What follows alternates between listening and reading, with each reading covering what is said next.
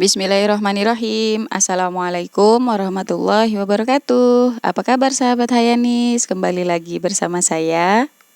Kali ini izinkan saya mau berbagi pengalaman dalam membuat pesanan kue-kue basah dari pelanggan.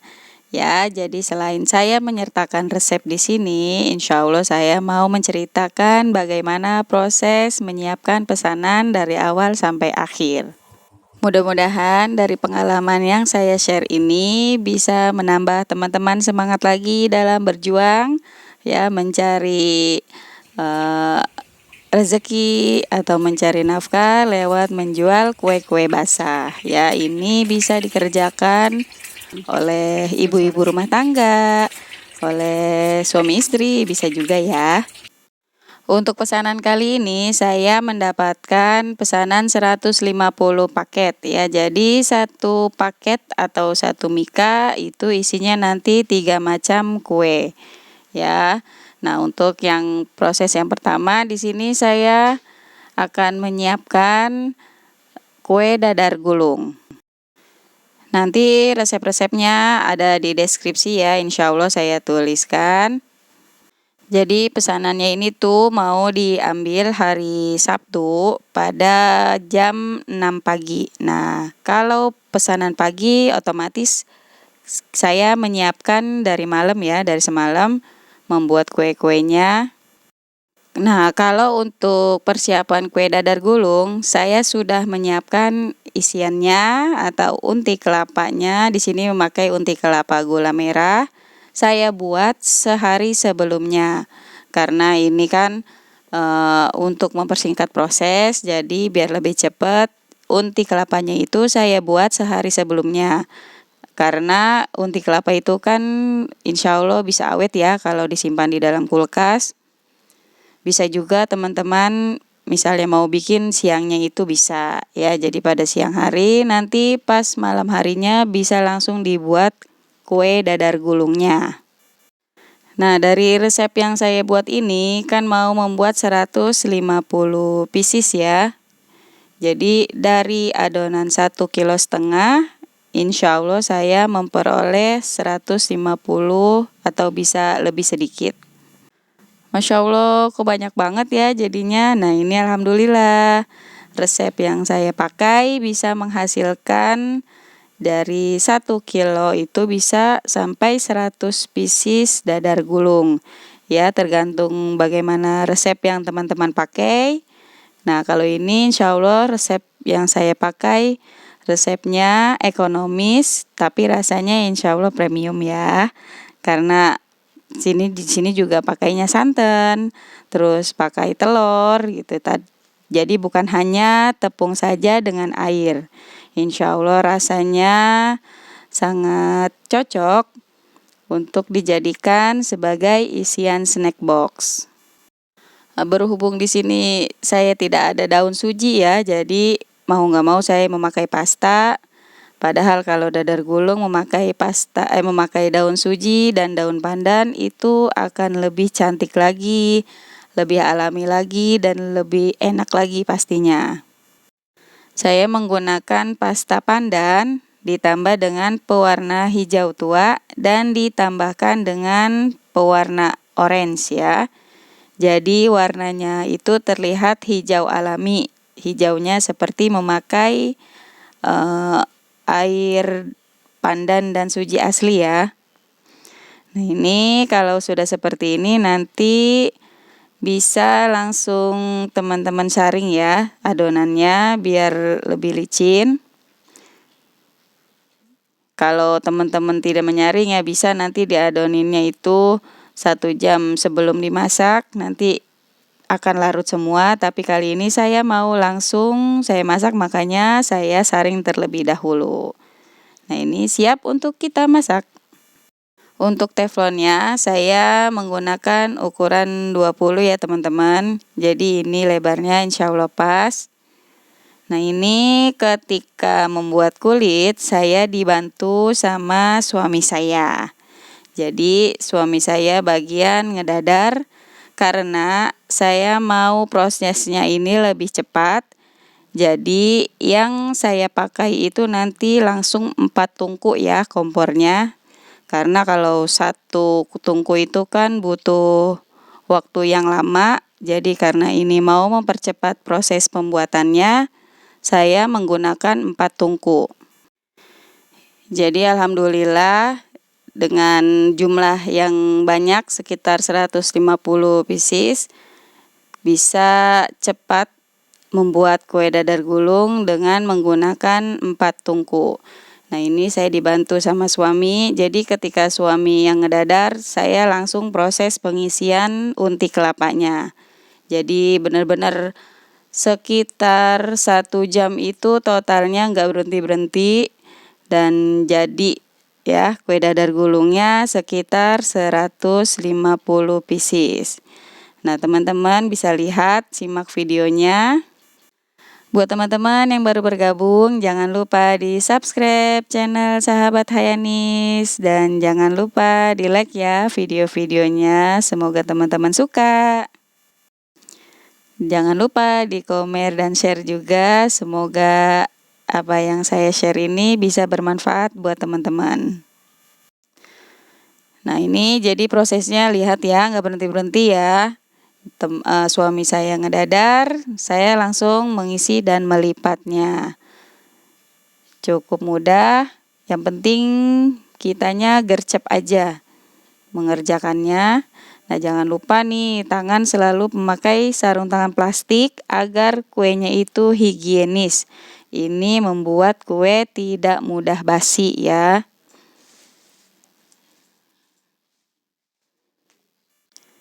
Ini tidak perlu dioles-oles minyak lagi, teflonnya cukup yang pertama kali aja karena di adonannya itu saya memberikan minyak goreng. Ya, jadi adonannya itu nanti tidak lengket. Nah, kalau terlipat seperti ini lumayan susah, jadi bisa kita sisihkan ya, lumayan untuk cemilan-cemilan. Udah lanjut. Ini masih tidak berhenti sampai proses pengisiannya selesai. Jadi lumayan pegel tapi alhamdulillah menyenangkan karena ditemani sama suami ya yang bantuin. Jadi insya Allah mempercepat proses pembuatan kuenya. Seneng banget kan kalau ada partner yang bantuin. Jadi ini benar-benar cepet banget pembuatannya. Dengan 4 tungku.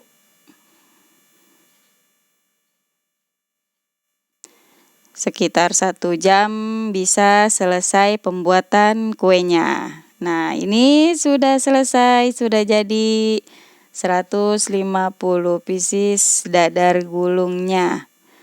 Teman-teman bisa lihat warna hijaunya cantik, terus juga berpori.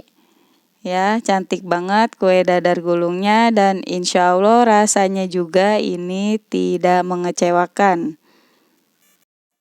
Nah itu walaupun ada yang sedikit gosong-gosong dikit nggak apa-apa ya, rasanya tetap enak. Insya Allah nggak merubah rasa, malah nambah wangi kalau kata saya. Nah ini selanjutnya saya akan membungkus kue dadar gulungnya. Ya, di sini menggunakan plastik wayang. Kalau teman-teman ada plastik OPP nggak apa-apa.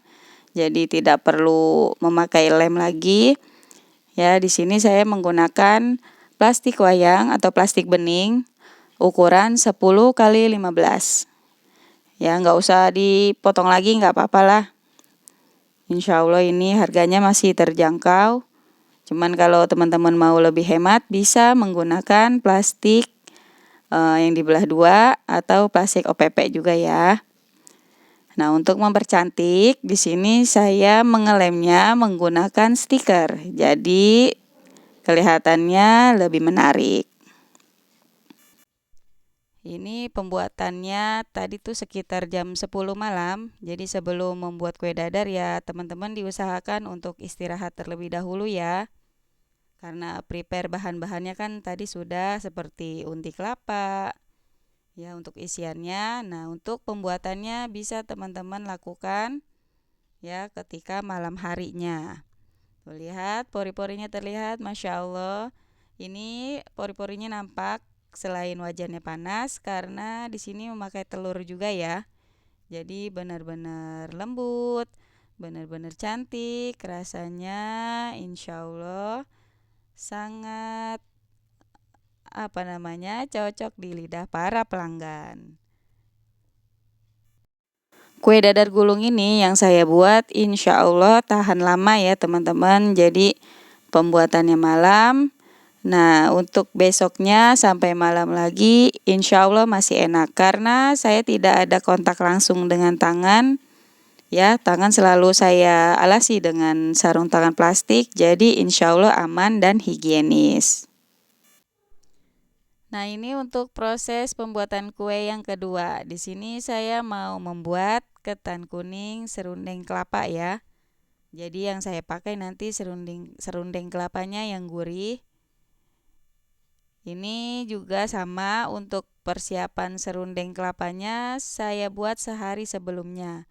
Karena proses pembuatan serundengnya itu lumayan lama. Saya buat 2 butir kelapa sekitar 1 jam untuk menyangrai kelapanya. Karena apa? Kalau misalnya kita sangrai dengan benar-benar, insya Allah serundeng kelapanya itu awet dan tidak mudah basi. Jadi kalau nanti ada sisa masih bisa kita simpan untuk kita pakai selanjutnya. Jadi serundeng kelapa yang saya pakai ini insya Allah cuma sederhana aja bahannya ya, cuman kelapa yang sudah disangrai, cukup ditambahkan dengan gula pasir dan garam. Nah untuk ketannya di sini saya sudah rendam karena ini membuatnya banyak ya, sekitar 5 liter beras ketan, jadi saya rendam dulu sekitar 2 jam. Beda ya sama pembuatan ketan kuning di video sebelumnya, karena itu kan cuman setengah liter. Ya kalau di sini saya membuatnya sebanyak 5 liter. Nah, sambil mengukus di sini saya memasak santannya. Santan yang saya gunakan cukup 2 liter saja. Dicampurkan dengan pandan, salam, serai, dan ditambahkan dengan kunyit bubuk. Ya, jadi ketan kuning ini saya cukup menggunakan kunyit bubuknya hanya 3 bungkus ya. Insya Allah menghasilkan warna yang cantik. Jadi sekarang prosesnya lumayan gampang ya, kita nggak perlu marut-marut kunyit lagi karena di sini sudah ada kunyit bubuk. Tuh lihat, ini setelah 1 jam dikukus. Ya, langsung kita pindahkan ke wadah dan bisa kita siram dengan santannya yang tadi sudah kita masak. Diaduk-aduk terus hingga semua benar-benar tercampur dengan merata. Untuk garamnya, jadi untuk 1 liter ketan itu garamnya saya memakai 1 sendok makan ya. Teman-teman jangan takut keasinan karena itu rasanya sudah pas. Jadi sekitar 1 sendok makan. Santannya 400 ml. Dari santan yang kental insya Allah nanti sangat gurih. Nah itu untuk 1 liter. Nah di sini kan saya langsung memasaknya sebanyak 5 liter. Karena nanti mau bikin porsi 150 pieces ketan kuningnya. Tuh lihat, Masya Allah. Pas ya warna kuningnya. Nah ini bisa langsung kita kukus lagi. Nah jadi ketika tadi saya membuat kue dadar gulung itu, saya sambil merendam beras ketannya ya teman-teman. Nah pas selesai pembuatan kue dadar gulung, ini langsung ke pembuatan ketan kuningnya. Jadi langsung prosesnya semalaman benar-benar ya. Yang penting buat teman-teman kalau misalnya ada pesanan, jangan lupa disempatkan waktu untuk istirahat terlebih dahulu. Biar nanti ketika membuat pesanan itu badan tidak ngedrop ya. Karena kan kita perlu begadang nih untuk pembuatan pesanannya. Kalau pesanan di pagi hari otomatis malam harinya kita buat. Nah, ini ketan kuningnya yang sudah matang, sudah kita kukus kembali. Alhamdulillah pas ya, tidak terlalu keras dan tidak terlalu lembek. Jadi kalau kata orang Betawi itu ketannya sudah akas, sudah tanak. Nah, bahasanya ya. Tuh lihat. Masya Allah, ini sudah siap, tinggal kita packing. Nah, ini saya mau membuat ketannya itu di mika aja ya, mika ukuran 7C. Nah, untuk tampilannya seperti ini, kok kecil-kecil, kok sedikit ya, karena menyesuaikan aja dengan budget dari pelanggan. Apalagi harga ketan sekarang lumayan ya, dari harga yang pernah saya beli 12.000 naik lagi 15.000 dan sampai sekarang harganya Masya Allah benar-benar bikin bakulan itu sabar ya untuk mengelolanya. Jadi 1 liter itu sekarang kena 20.000. Wow, benar-benar amazing sekarang harganya. Ya, yang penting teman-teman jangan mengurangi kualitas rasa. Kalau misalnya mau menaikkan harga, ya nggak apa-apa. Kita ini aja ya, realistis aja karena harga-harga itu kan lumayan ya. Jadi untuk para pelanggannya nanti ya kasih pengertian aja karena ini kan harga bahan-bahannya sudah naik. Jadi jangan sampai kita nih bikin kuenya itu kerja bakti. Cuma capek aja begadang semalaman, tidak ada untungnya ya, jangan ya. Jadi inilah gimana cara kita memanage waktu dan juga mengatur bagaimana nanti kue-kue kita itu biar kualitasnya tetap bagus tapi harganya juga harus masuk di akal ya. Jadi sesuai, kalau bahan-bahannya tinggi ya disesuaikan sama bahan-bahannya, harga-harganya. Jadi per mika ini saya kenakan harga 2.000 ya. Jadinya 5 liter itu sekitar 150 pieces. Jadi ini pas banget seperti tadi dadar gulung ya. Caranya juga praktis, tidak ribet. Nah, ini serundengnya juga saya pakai yang simple aja. Tidak banyak bumbu-bumbuan yang saya pakai. Jadi insya Allah sangat memudahkan proses pembuatannya. Nah, ini packing selanjutnya saya mau pindah ke rumah ibu mertua ya. Jadi ini sudah jam 2. Waktunya untuk menggoreng risoles karena ada 3 macam, dadar gulung, ketan kuning, dan risoles. Untuk pembuatan risolesnya saya belum sempat videokan karena risoles ini saya sudah ready stock ya teman-teman. Karena ini kan risoles salah satu usaha dari suami saya, jadi suami saya tuh jualannya risoles di pinggir jalan. Nah, oke, jam 2 malam siap meluncur. Nah, ini udah pindah posisi ya, sudah siap standby di rumah mertua. Alhamdulillah di sini jadi ada yang bantuin ya, ibu mertua sama keponakan juga yang bantuin proses pengemasannya. Jadi insya Allah ini nanti cepat selesai ya pembuatan pesanan pelanggannya karena mau diantar sekitar jam 6 pagi. Nah, ini sudah selesai pembuatan ketan kuningnya ya, alhamdulillah. Nah, ini sekarang sedang proses menggoreng risolesnya. Tuh lihat masih gelap ya teman-teman karena ini jam 3-an lewat udah mulai goreng. Ya, jadi di sini saya sudah mempunyai stok pembuatan risoles. Ya, jadi risolesnya tinggal goreng aja. Nanti untuk proses pembuatannya kapan-kapan saya share ya untuk resep-resep risolesnya.